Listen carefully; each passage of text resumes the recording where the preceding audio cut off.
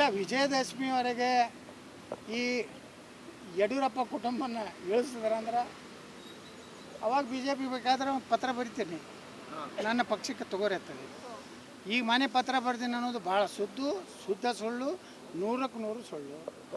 ಅವಾಗ ಬರೀತೀನಿ, ನಾನು ನಿಷ್ಠಾವಂತ ಇದ್ದೀನಿ, ನಾನು ನರೇಂದ್ರ ಮೋದಿಯವ್ರ ಬಗ್ಗೆ ಏನು ಮಾತಾಡಿಲ್ಲ, ಹಿಂದುತ್ವದ ವಿರುದ್ಧ ಕೆಲಸ ಮಾಡಿಲ್ಲ, ಭ್ರಷ್ಟಾಚಾರ ಆರೋಪ ಇಲ್ಲ, ಅಮಿತ್ ಶಾರಿಗೆ ಬೈದಿಲ್ಲ, ಬಿ ಜೆ ಪಿಗೆ ಬೈದಿಲ್ಲ, ಅದಕ್ಕೆ ನಾನು ಪಕ್ಷಕ್ಕೆ ತಗೋರತ್ತೆ ಹೇಳ್ತೀನಿ. ಇಲ್ಲ ಹಮ್ಕೋ ವಿಜೇಂದ್ರ ಚಾಯಿ ಅಂದ್ರೆ ಮತ್ತೊಂದು ಪಕ್ಷ ಕಟ್ತೀನಿ. ಓಕೆ ಸರ್, ಈಗ ಸಿಗಂದೂರಿನಲ್ಲಿ ಯಡಿಯೂರಪ್ಪನವರ ಹೋರಾಟ, ರಾಘವೇಂದ್ರ ಅವರ ಶ್ರಮದಿಂದಾಗಿ ಸೇತುವೆ ನಿರ್ಮಾಣ ಆಗಿದೆ. ಸಿದ್ದರಾಮಯ್ಯನವರು ಹೋಗಿಲ್ವಲ್ಲ ಸರ್? ಪಾಪ ಇದು ಸಿಗಂದೂರ ಒಪ್ಪಂದ ಆತತ್ತ.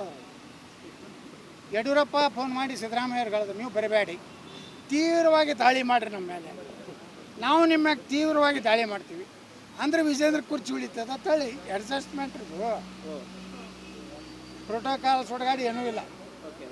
ಹಾಗಾದ್ರೆ ಎಲ್ಲ ಕಡೆ ಮುಖ್ಯಮಂತ್ರಿ ಹೋಗ್ತಾರೇನು?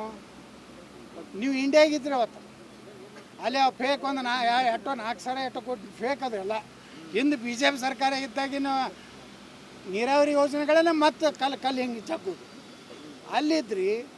ಇಲ್ಲಿ ನಿಮ್ಮ ಸತೀಶ್ ಜಾರಕಿಹೊಳಿ ಅವ್ರ ಪಾಪ PWD ಮಿನಿಸ್ಟ್ರು, ಅವರು ಇದಕ್ಕೆ ಬಂದಿದ್ರು, ಸಾಗರಕ್ಕೆ ಬಂದಿದ್ರು.